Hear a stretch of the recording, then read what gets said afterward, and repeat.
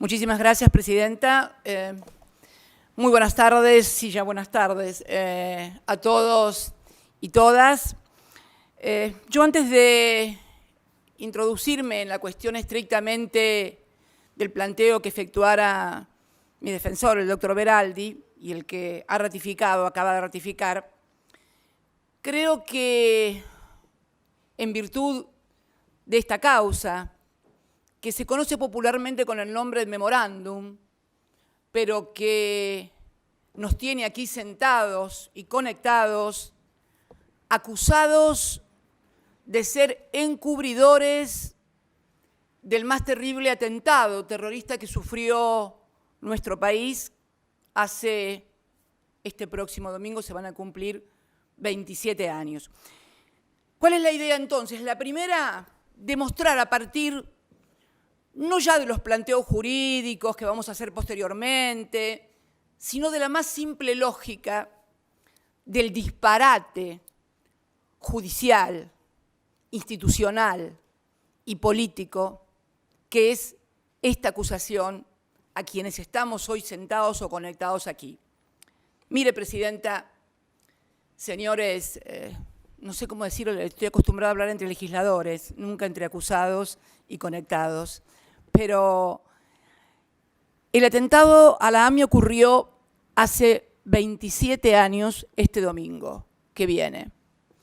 Sería bueno preguntarnos dónde estábamos cada uno de los que hoy estamos acusados de querer encubrir lo que sucedía desgraciada y lamentablemente hace 27 años. ¿Por qué digo esto? Porque es interesante este primer ejercicio de sentido común, de lógica, acerca de dónde estaban, qué responsabilidades institucionales tenían quienes hoy estamos acusados de querer encubrir aquel atentado.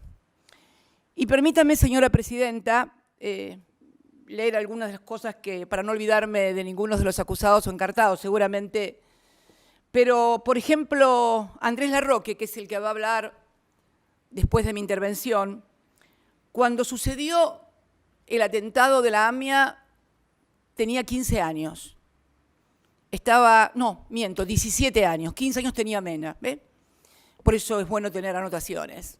17 años tenía el Cuervo Larroque, permítame identificarlo de esa manera, que es como que todos conocemos, el Cuervo, estaría terminando el 5º año del Colegio Nacional de Buenos Aires.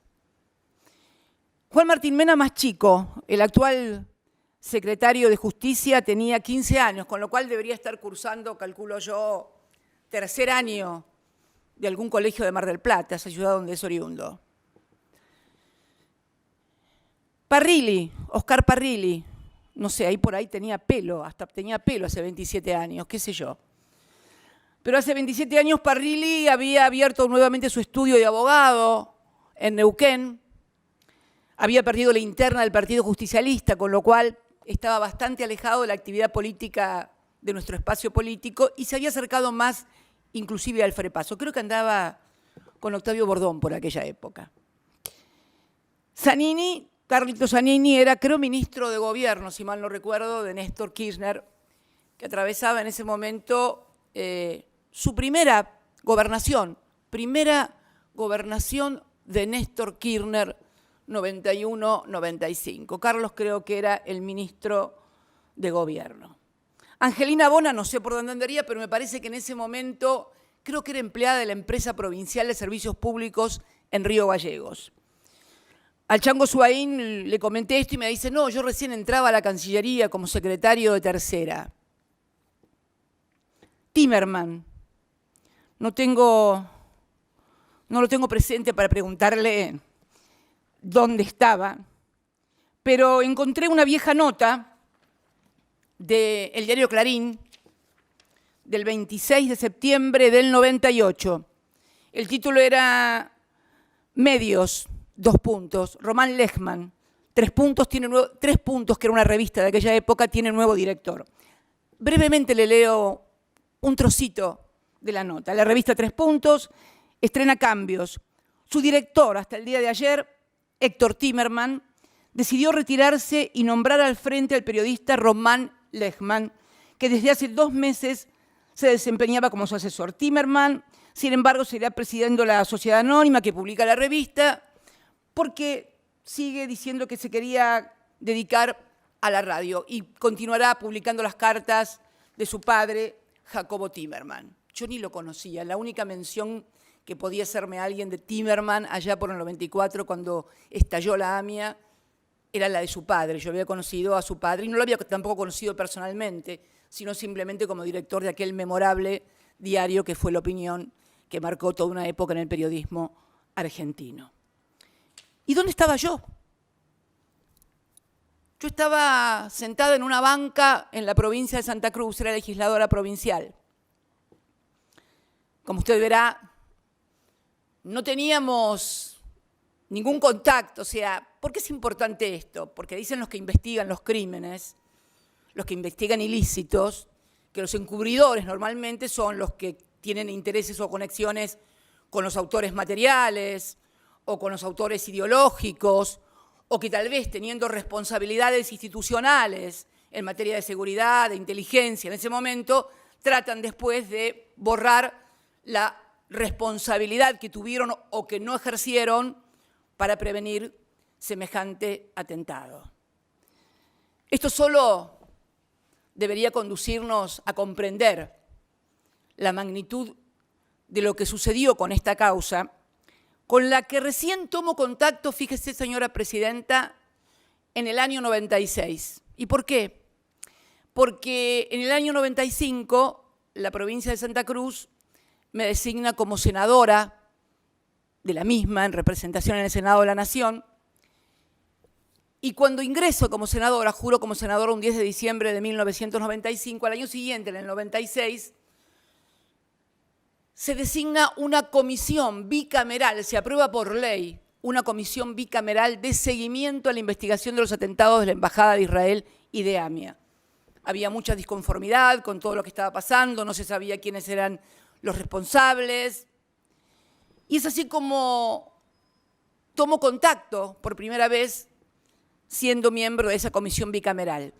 Esa comisión bicameral funcionó hasta el año 2001 aproximadamente. Estaba integrada por muchos diputados y senadores, pero realmente los que trabajamos durante todos esos años fuimos muy poquitos, éramos 5, si mal no recuerdo. Quien era su presidente, el gringo Soria, que es el papá del actual ministro de Justicia, de Martín. Juan Pablo Cafiero, Juanpi Cafiero, que es el papá del actual jefe de gabinete, pero que en ese momento estaba en el FREPASO, se había ido del peronismo Juan Pablo, y era legislador por el FREPASO. Marcelo Stubrin por la UCR y Melchor Cruchaga también por la UCR, que ya falleció, un gran dirigente, un gran ser humano, Melchor Cruchaga.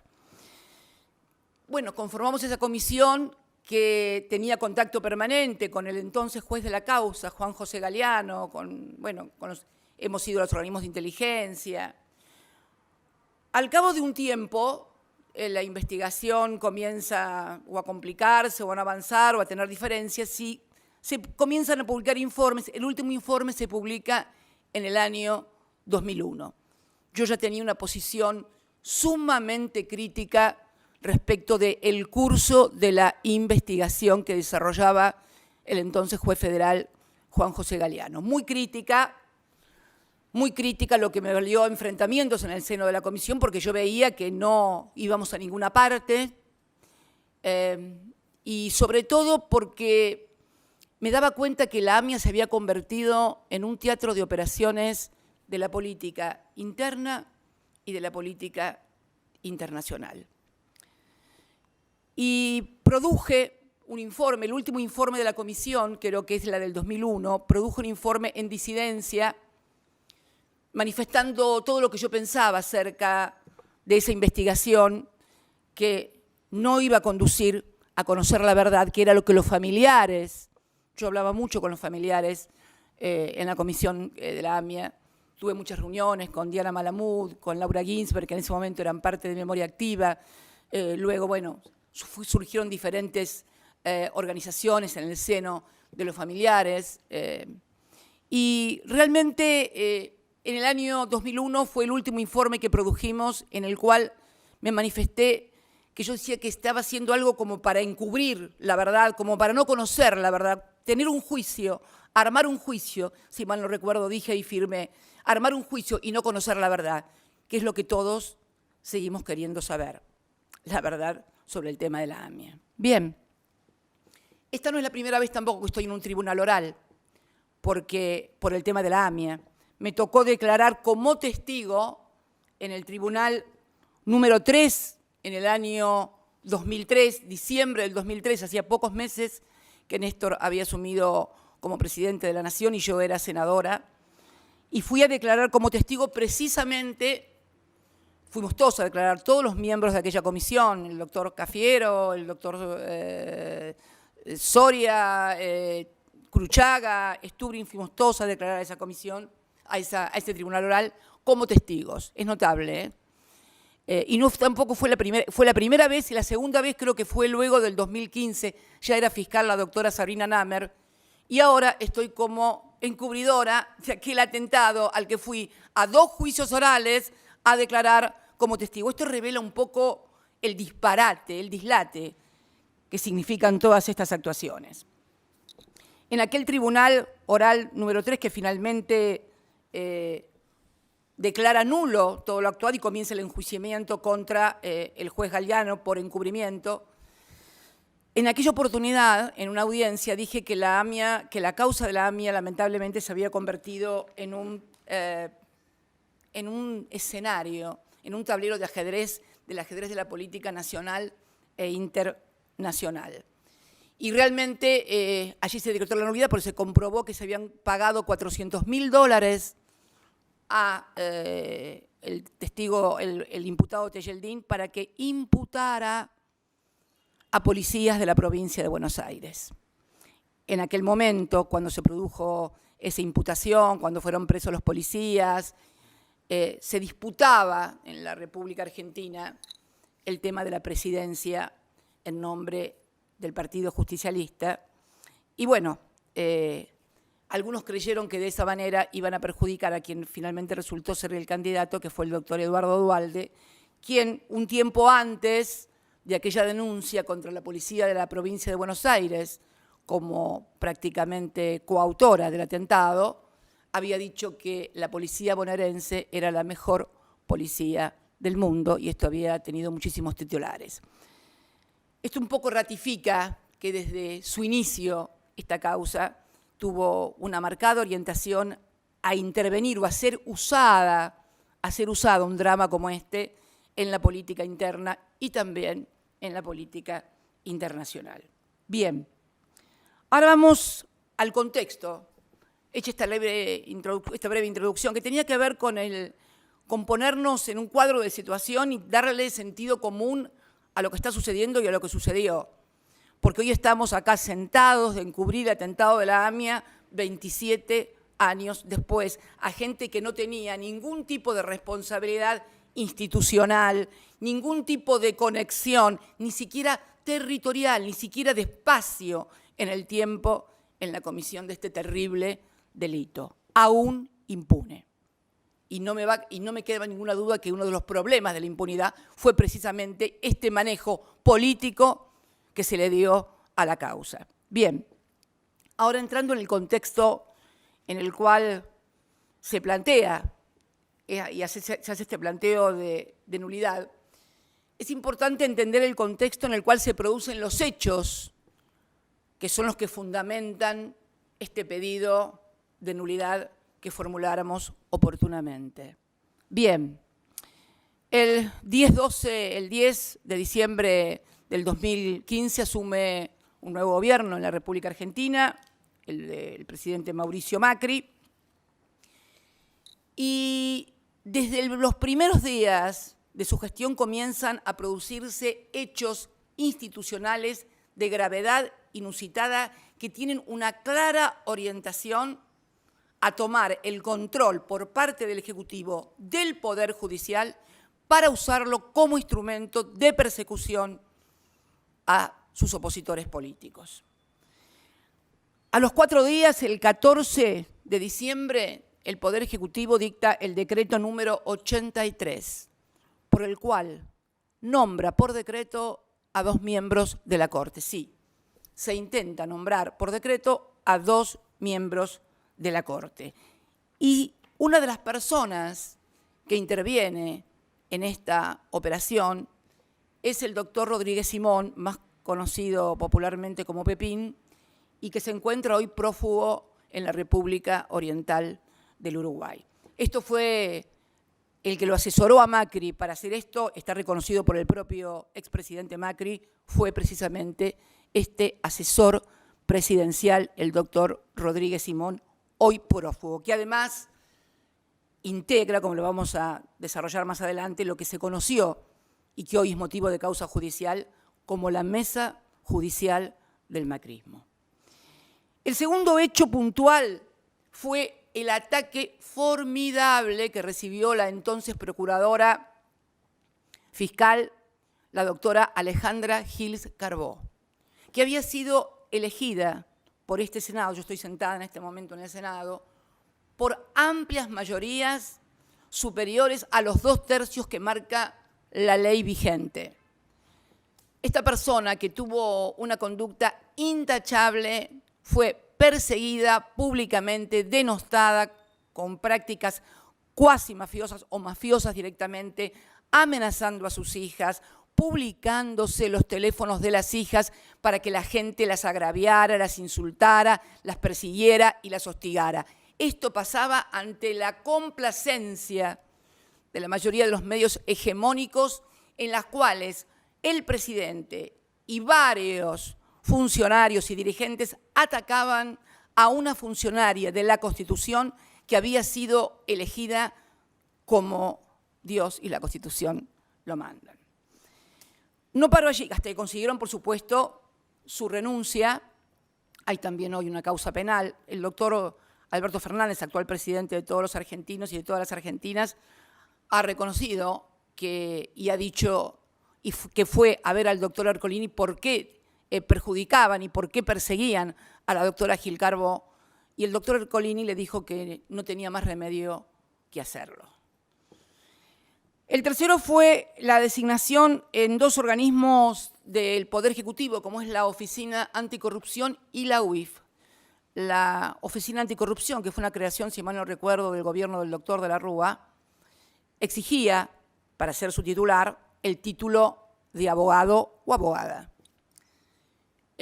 Modificaron por decreto de necesidad y urgencia la ley para que una exdiputada de Cambiemos, la diputada Laura Alonso, que no tiene título que acredite que podía ser, no es abogada, para que lo pudiera ocupar una persona que no fuera abogada. La pusieron así, modificando una ley. En la UIF, que es la Unidad de Investigación Financiera, se puso como titular, atención con esto, al doctor Mariano Federici. Mariano Federici era ex asesor del Fondo Monetario Internacional. ¿Le suena, no? Y como vicepresidenta o como vicedirectora de esta unidad, a la doctora María Eugenia Talarico. ¿Quién era María Eugenia Talarico? Era asesora abogada del HBC. Como usted recordará, señora presidenta, y como recordarán todos, durante mi gestión y merced a un convenio con la República de Francia, pudimos acceder a más de 4.000 cuentas que el HBC había creado para sus clientes argentinos para poder hacer lavado de dinero. Esa fue la persona que designaron en segundo lugar. Y también la designaron como jefa de Relaciones Humanas a María Pía Monjes Calcaterra, prima del presidente. Estas 2 instituciones, la Oficina Anticorrupción y la Unidad de Investigación Financiera, inmediatamente se convirtieron en querellantes de todas las causas en las cuales había un acusado acá para actuar, no para averiguar la verdad, sino para perseguir de una forma totalmente anómala e impropia, de la que se ha dado cuenta en numerosos expedientes. También en la FIP se dispuso un un conjunto de personas para poder investigar y perseguir. Hay expediente judicial que también tramita en Comodoro Pi por denuncia efectuada por la actual administradora, por la actual directora de la FIP, la licenciada Mercedes Marcó del Pont. Se descubrió que había células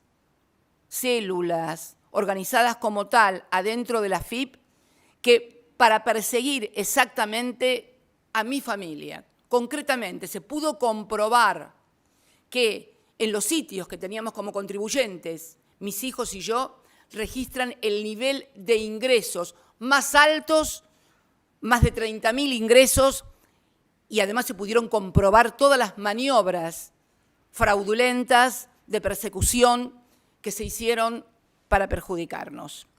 En el BCRA también, a cargo de Sturzenegger, en una reunión del Banco Central, del directorio del Banco Central, se puso una foto de mi hija y se le preguntó a los que estaban en esa reunión, entre los cuales estaba uno de los directores, que finalmente lo denuncia, qué ideas tenían para esa persona. Esa persona era mi hija, y entonces se pedían ideas para acusar y para perseguir. UIF, Oficina Anticorrupción, miembros de la Corte, magistrados de la Corte nombrados por decreto, AFI. Nosotros habíamos hecho una profunda reforma en la AFI en la cual habíamos eliminado los gastos reservados.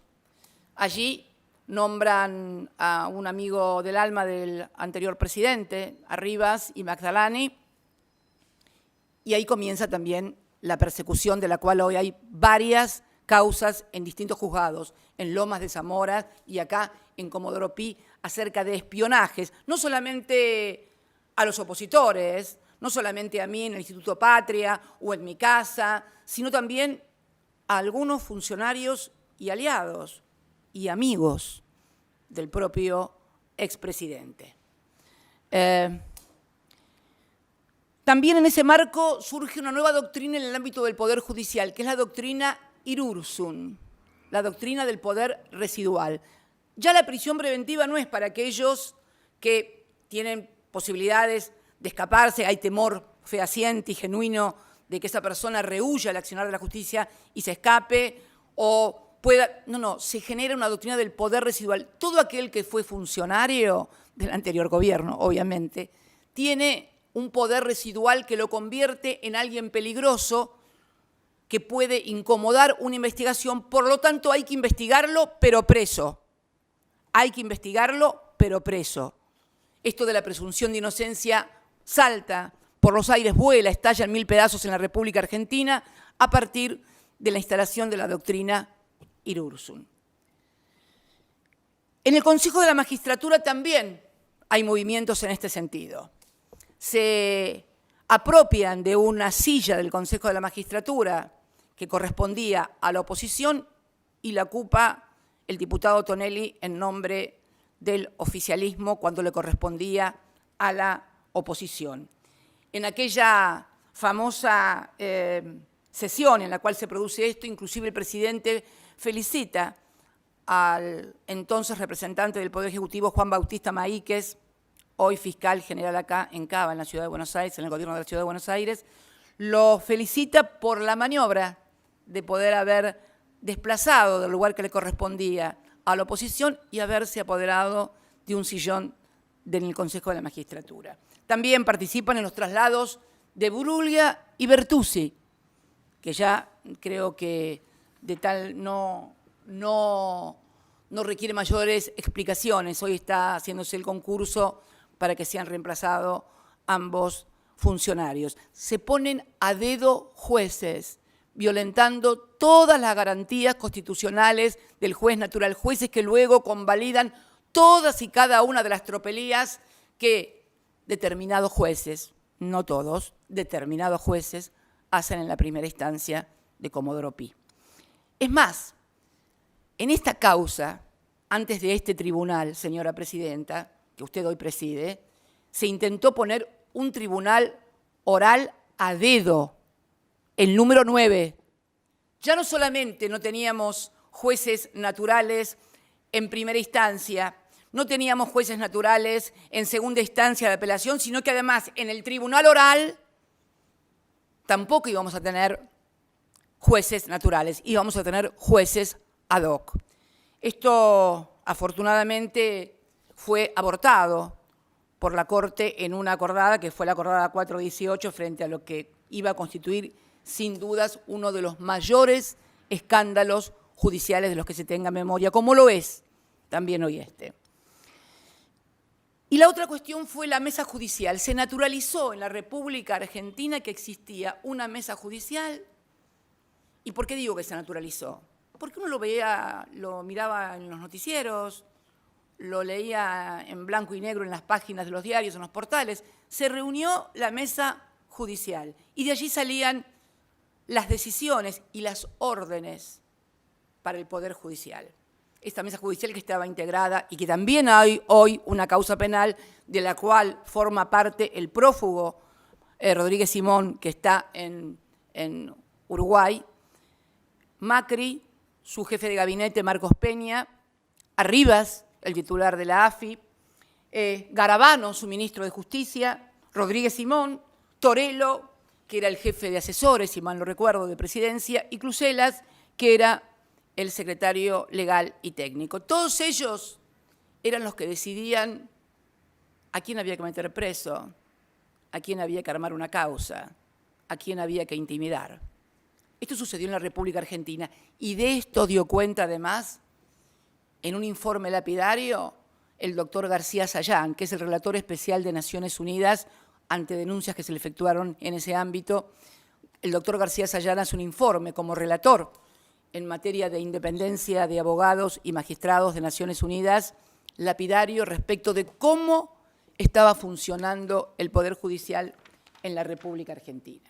Bien, en este contexto que acabo de describir, institucional, en el cual se prepara al Estado para que en lugar de perseguir el bien común, la verdad, la justicia, el bienestar, sirva como un instrumento de persecución para un determinado sector de la política, que por supuesto era yo su cabeza.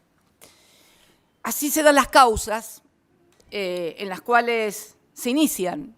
Dólar futuro, que bueno, también tuvimos una audiencia en la cual...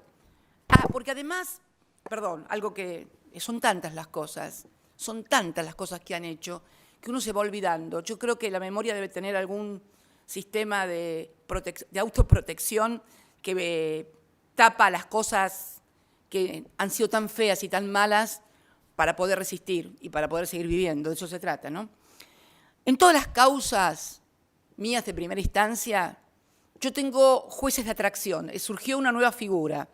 Así como hay fuero de atracción en materia de sucesiones, así como hay fuero de atracción en materia de quiebras, bueno, Cristina Fernández de Kirchner inaugura una nueva figura jurídica en la República Argentina, jueces de atracción. Los únicos dos jueces que me tocaban en Comodoro Pi eran Ercolini y Bonadío.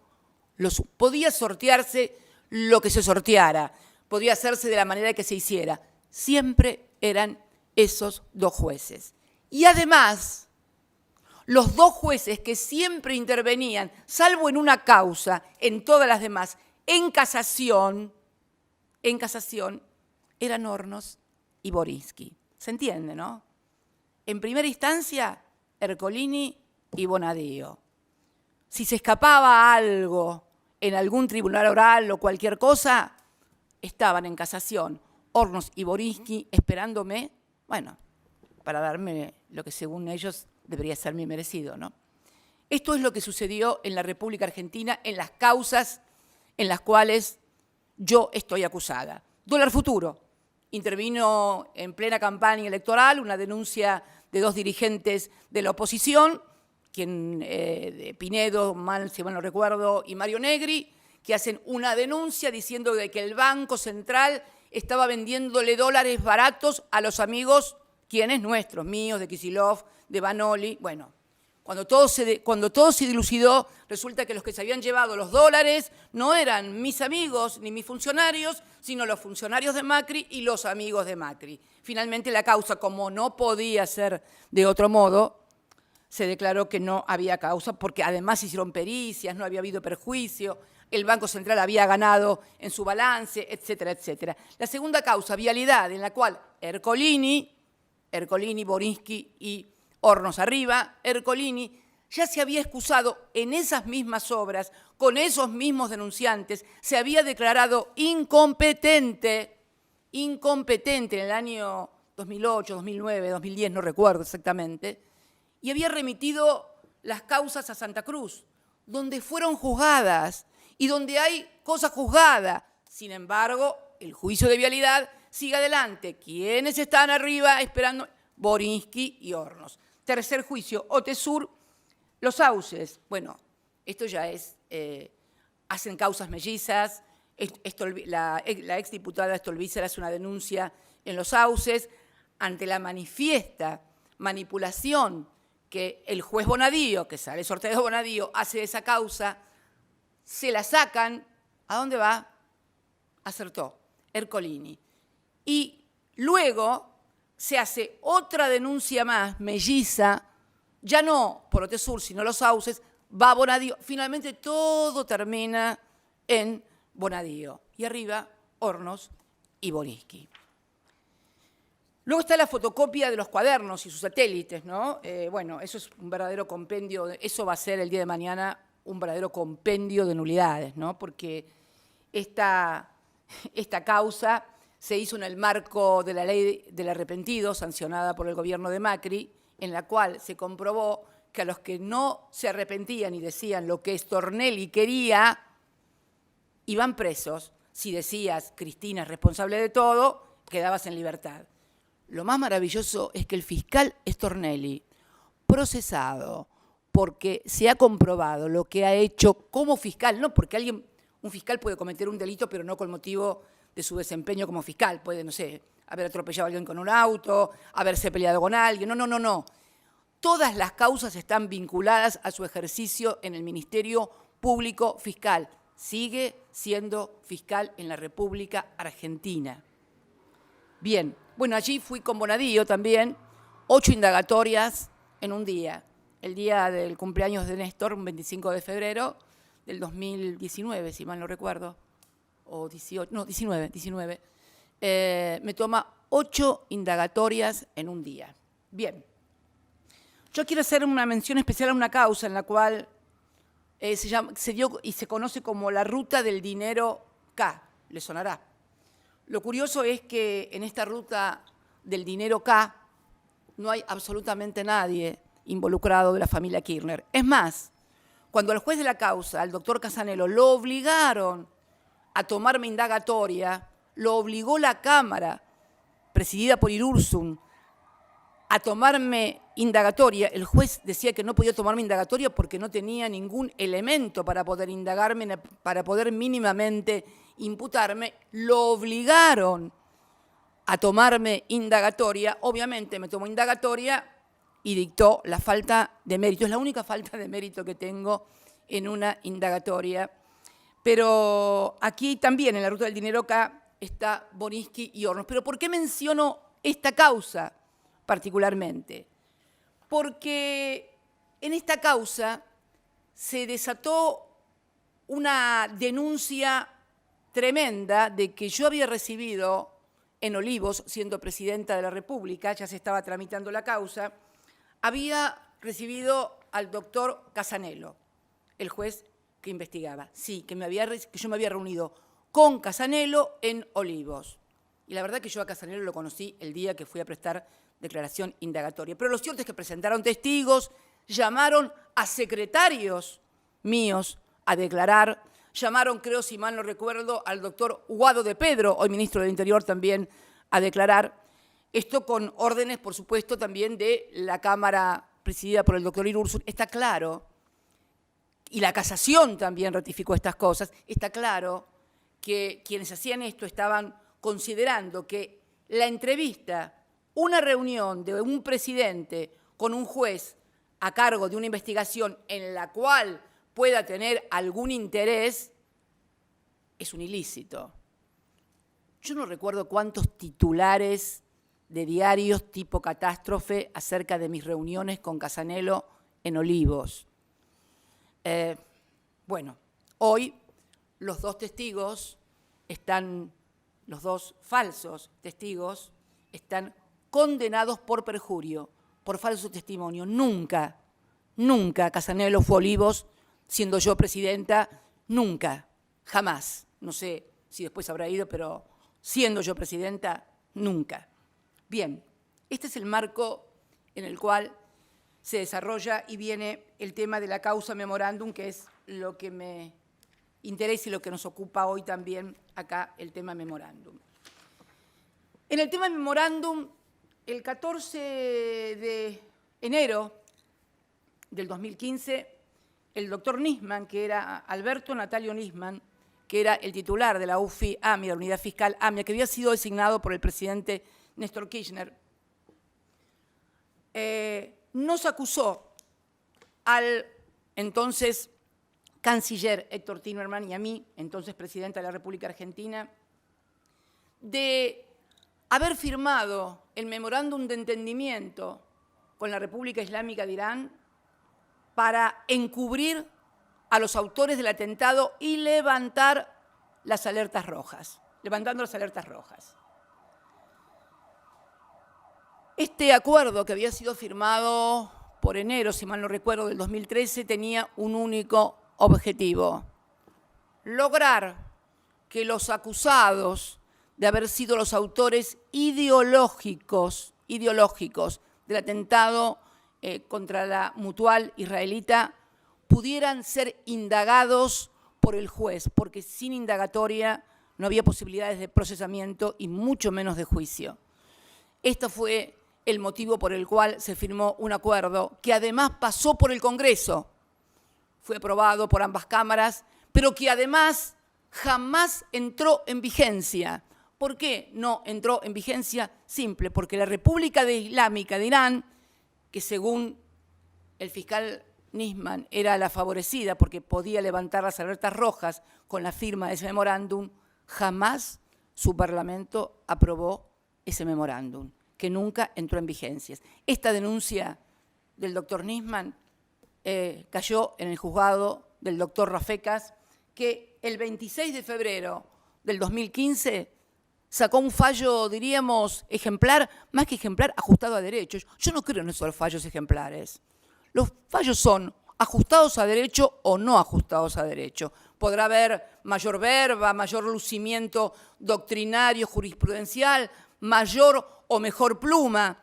En todo caso, será casi un halago literario, pero jurídicamente no hay posibilidades de hacer un fallo ejemplar. El fallo es ajustado a derecho o no es ajustado a derecho, sobre todo en materia penal, Bien, este fallo fue, desestimando la denuncia por inexistencia de delito, fue confirmado por la Cámara. Esto sucedía en el año 2015. En el año 2016 ya estaba el nuevo gobierno y ya había dos denuncias sobre los mismos. Hicieron uno de los querellantes que intervienen en esta causa, hicieron una denuncia sobre los mismos hechos, exactamente los mismos hechos que ya se habían investigado en el juzgado del doctor Rafecas, que ya había sido confirmado el fallo por la Cámara de Apelaciones, los mismos hechos. Se abre lo que se denominan causas mellizas. Algunos creen que solamente hay autos mellizos cuando se roban. Bueno, no.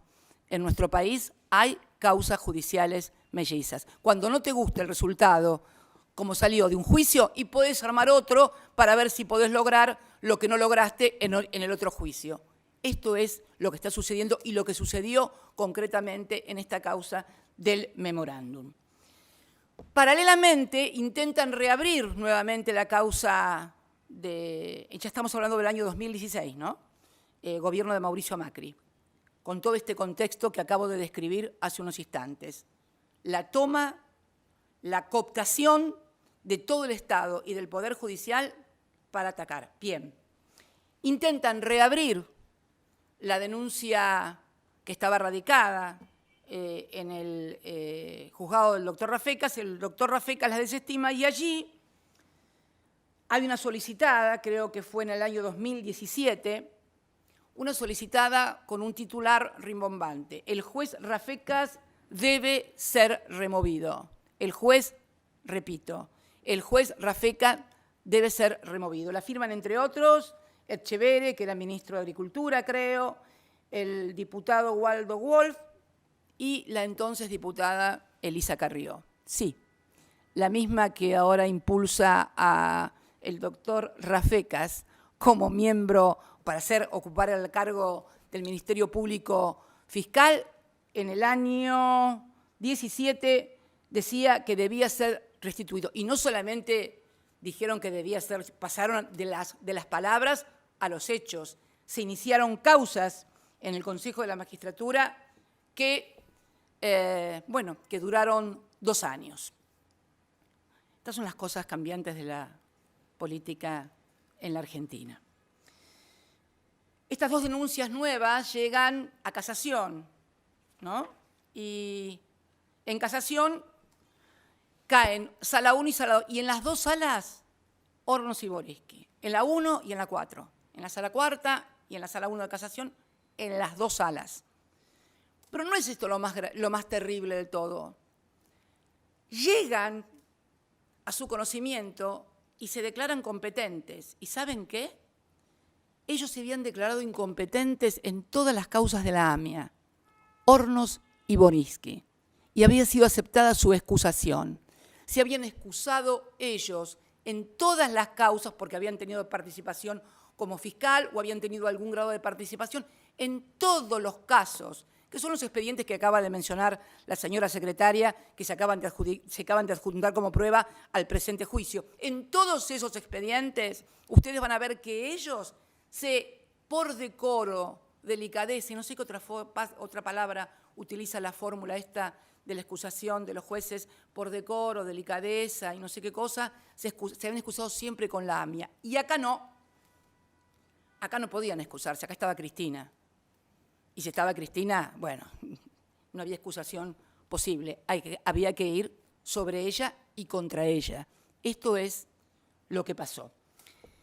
Y en un escándalo sin precedentes, en las 2 denuncias que se habían hecho, en una rechazan la excepción, en el sentido que ya se había juzgado, y en el otro abren la causa de Rafecas. El 29 de noviembre del año 16, en un fallo absolutamente escandaloso, resucitan, creo que es bíblico casi, resucitaron una causa que estaba fenecida, que estaba acabada, la resucitaron.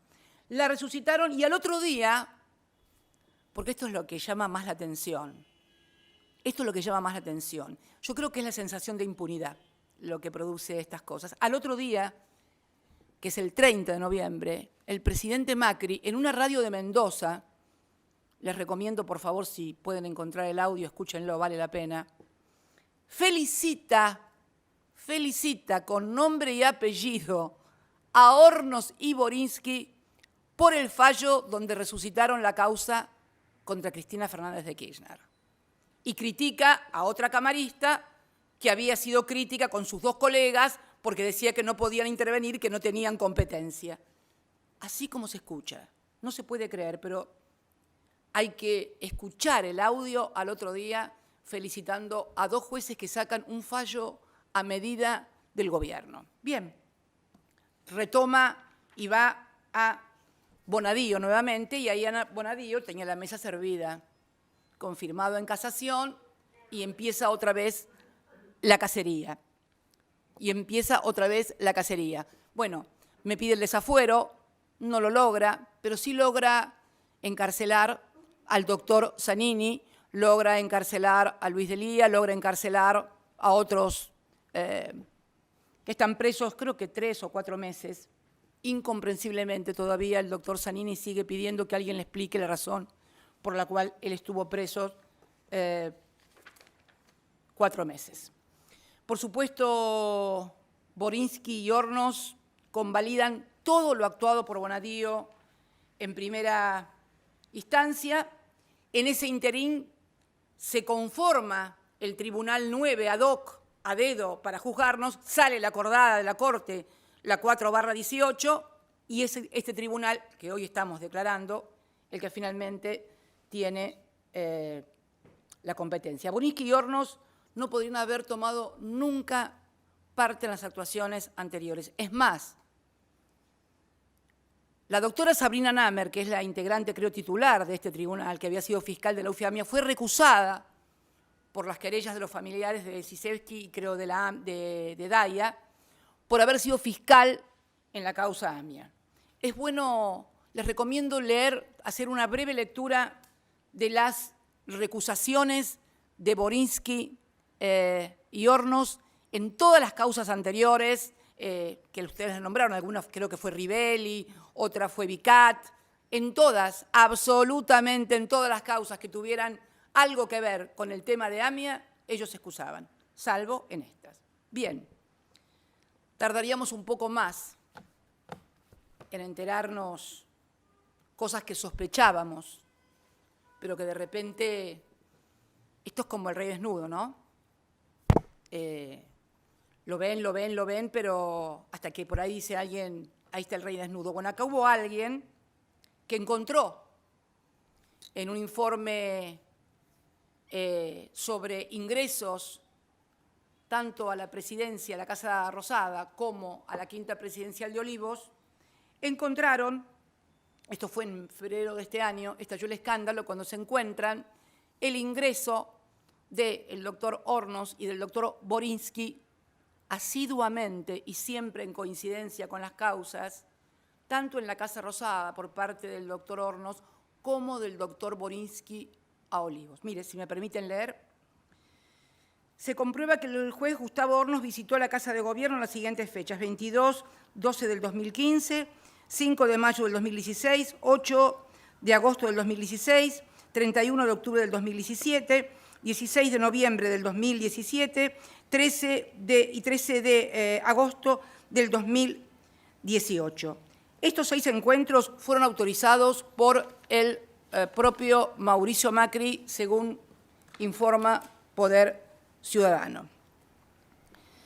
A raíz de esta revelación, un grupo de legisladores, entre ellos el doctor Martín Soria, que hoy ocupa la cartera de Justicia, hicieron una denuncia. Y también se descubrió que el juez Mariano Borinsky visitó la Quinta de Olivos, Borinsky un poquito más seguidos a Olivos que Hornos a la Casa Rosada. 15 ocasiones. En las siguientes fechas: 11 de agosto del 2016, 24 de agosto del 2016, 7 de septiembre del 2016, 15 de septiembre del 2016, 6 de octubre del 2016, 23 de diciembre del 2016, 16 de marzo del 2017, 21 de diciembre del 2017, 2 de agosto del 2018, 12 de septiembre del 2018, 14 de febrero, ahí cerca de mi cumpleaños, del 2019, 20 de junio del 2019, 15 de agosto del 2019, 4 de septiembre del 2019 y 23 de septiembre del 2019.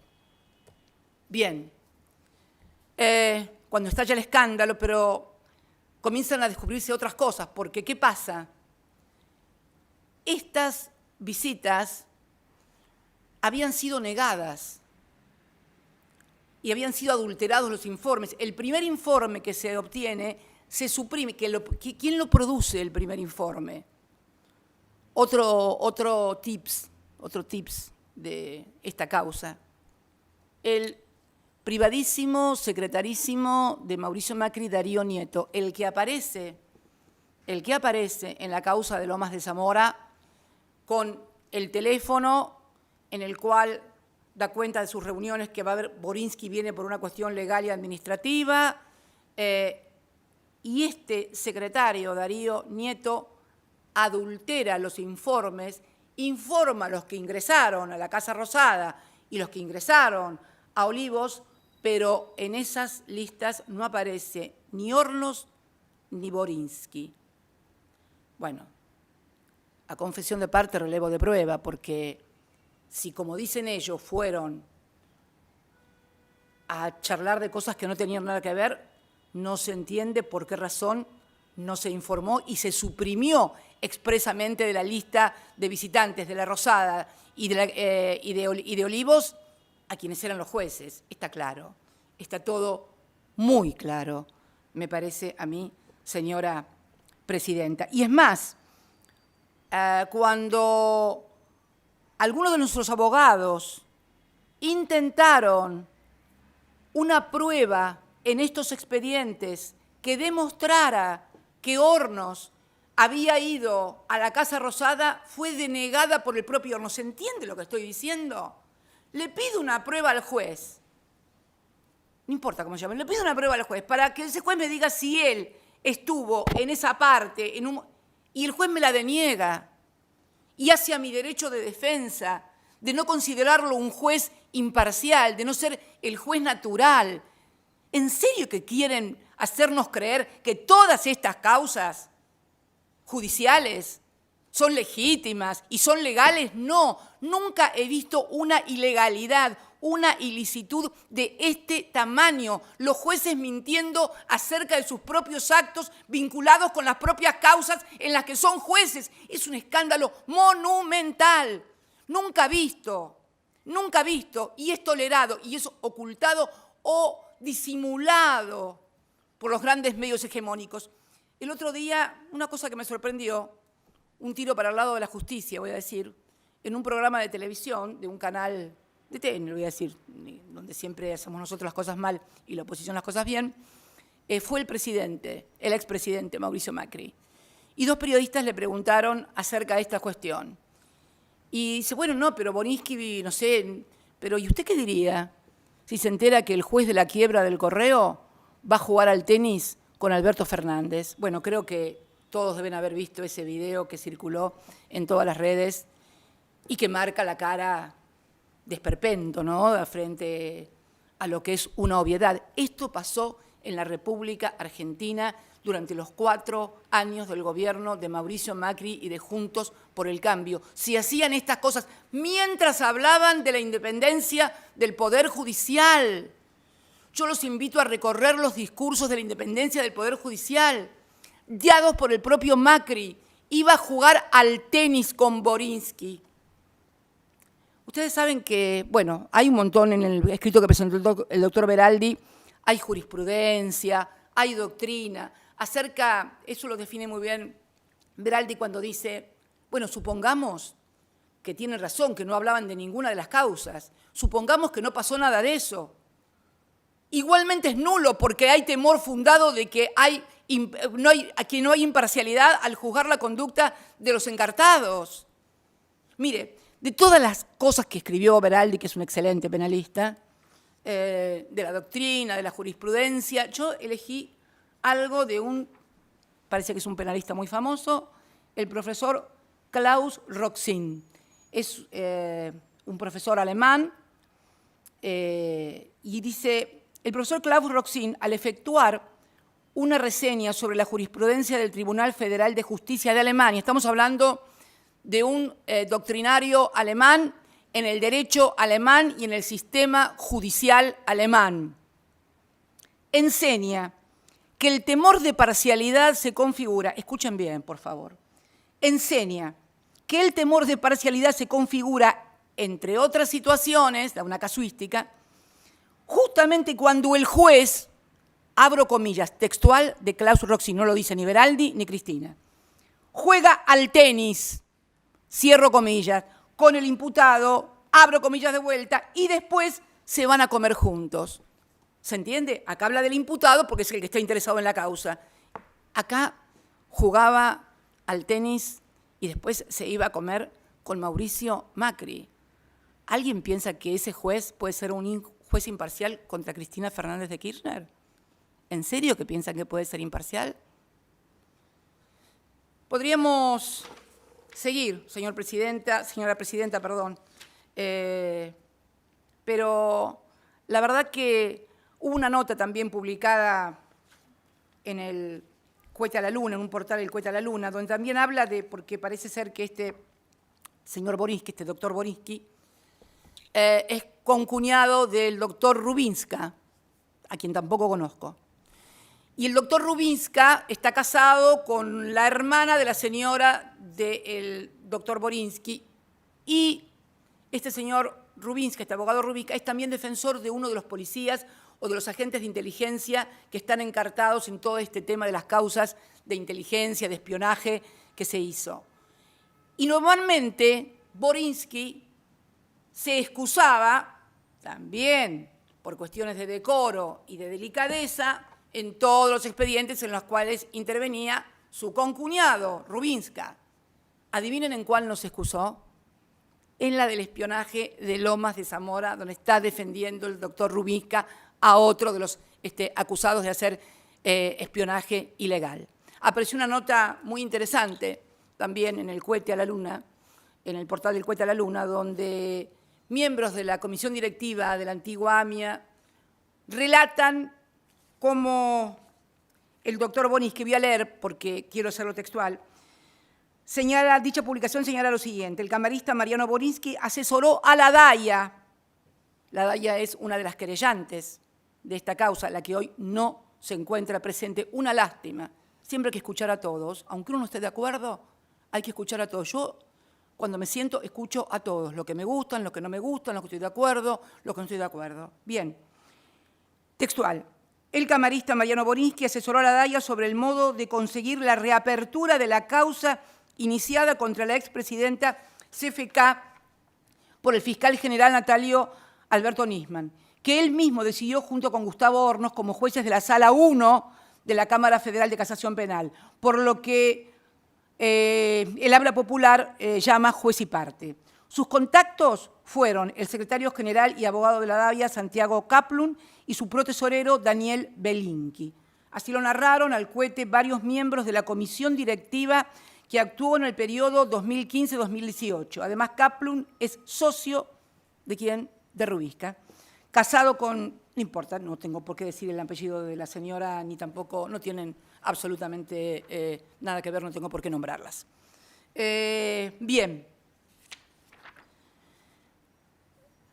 Cuando uno, por eso, perdonen si estoy excedida con los 45 minutos, pero yo creo que ya termino. Cuando uno ve todo lo que pasó, todo lo que hicieron, me ponía a pensar antes de venir acá si realmente fue solamente para perseguir a los opositores políticos. Tanto disparate, tanta violación de todo, de los códigos de forma, de fondo, de la Constitución, de los derechos, de las garantías, de todo. No les quedó nada por violar, nada.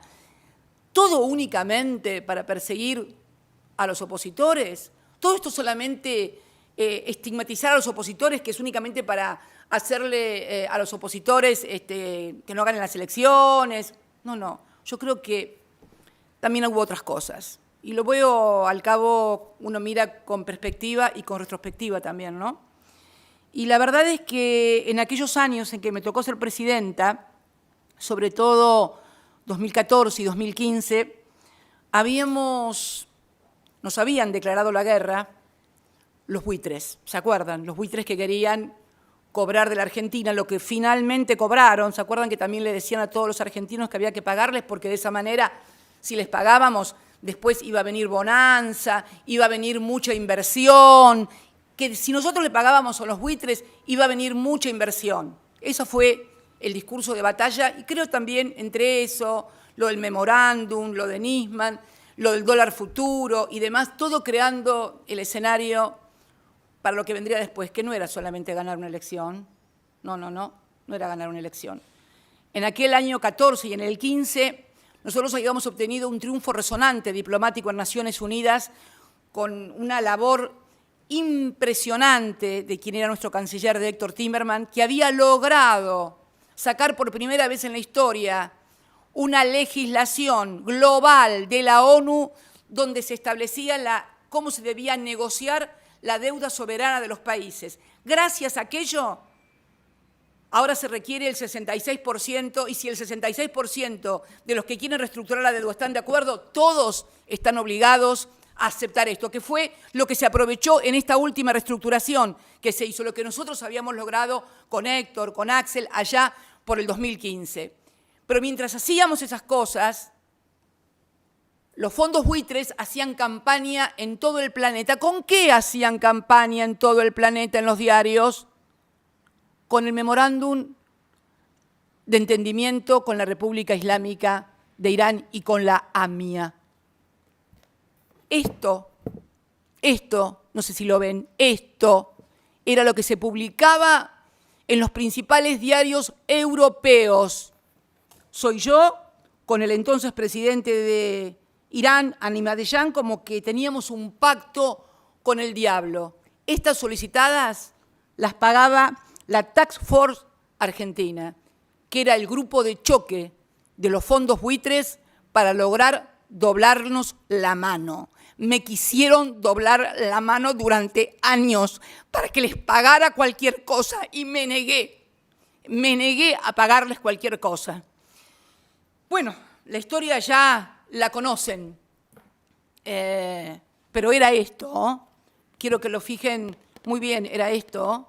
Entonces digo, no, claro, estoy memorándum por Irán no es solamente una persecución a los acreedores, tiene que ver con esto, con que le paguemos lo que querían a los fondos buitres, porque después que le pagábamos a los fondos buitres, todos decían que iba a venir la bonanza para la Argentina porque iba a venir muchos capitales de inversión. Pagábamos eso y venían, y pagaron, lograron el acuerdo, lograron sacar el candado que habíamos puesto para que no se pagara en forma distinta a lo que habíamos pagado a todos los que de buena fe habían aceptado la reestructuración de la Argentina en el año 2005 y en el año 2010, o sea, acreedores de buena fe que aceptaron lo que había pagado Argentina, seguíamos pagando toda la deuda que no era nuestra, fue toda la deuda defaulteada que recibimos en el año 2004, que recibió Néstor.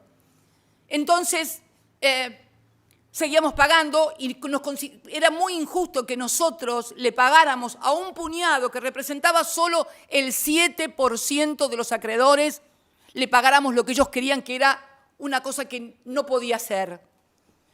Y había una cláusula, además, que nos obligaba que si nosotros le pagábamos a ese 7% o a un 1% o a uno solo más de lo que le habíamos pagado al 92%, obviamente se nos podía caer el acuerdo, que era la famosa cláusula pari passu, si mal no me acuerdo, era la pari passu, la famosa pari passu. Bien, no lo hice. Me banqué lo que me banqué y no me doblaron el brazo, no les pagué lo que querían, porque era condenar a la Argentina a un endeudamiento monumental de la que le habíamos salvado, pagándole al Fondo Monetario Internacional Néstor en el año 2005 y yo siguiendo pagando todo lo que reestructuramos a partir de 2005 y del 2010, pagando todos los años, por eso también afectamos las reservas del Banco Central para pagar la deuda, porque queríamos desendeudar al país, porque era la única forma de crecer y estábamos creciendo, porque en el año 2015, y no son datos míos, son datos de Todesca, que era el jefe del INDEC de Macri, crecimos al 3, y pico % en el último 2015, como habíamos crecido también en el 2013. Entonces, primero terminar con el mito esto de que hace 10 años que nadie crece, no, mentiras. Pero ¿qué pasó entonces? ¿Qué pasó entonces después de que le pagaron a los fondos buitres que hacían esto con el memorándum de Irán? ¿Qué pasó? Pasó esto. Esta es la deuda argentina. Esto es, no sé si se alcanza a ver. Esto es cuando Néstor recibió el gobierno. En el año 2004 debíamos el 116% del Producto Bruto Interno. La Argentina debía un producto y cuarto más de lo que producía.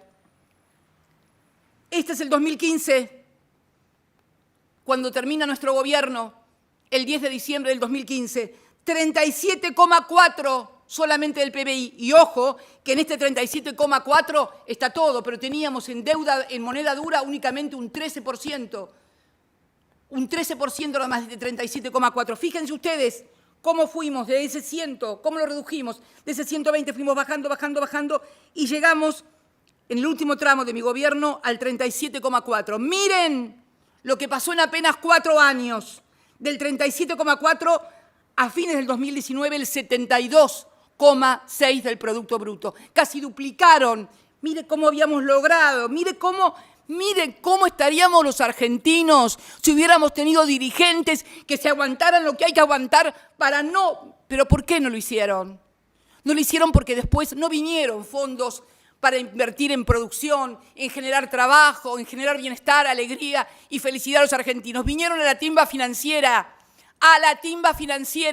Entonces, este memorándum, lo de vialidad, lo de dólar futuro, todo está armado para denostarnos a nosotros y que el pueblo argentino pueda entregarse débilmente a lo que siempre hicieron desde afuera, dominarnos a través de la deuda. Esto es lo que pasó en la República Argentina. Esto es lo que pasa con el memorándum de Irán. No hay otra cosa. Todo eso que dicen es increíble. Me duele tanto. ¿Saben por qué me duele tanto? Porque yo tengo 68 años. Ya fui presidenta 2 veces.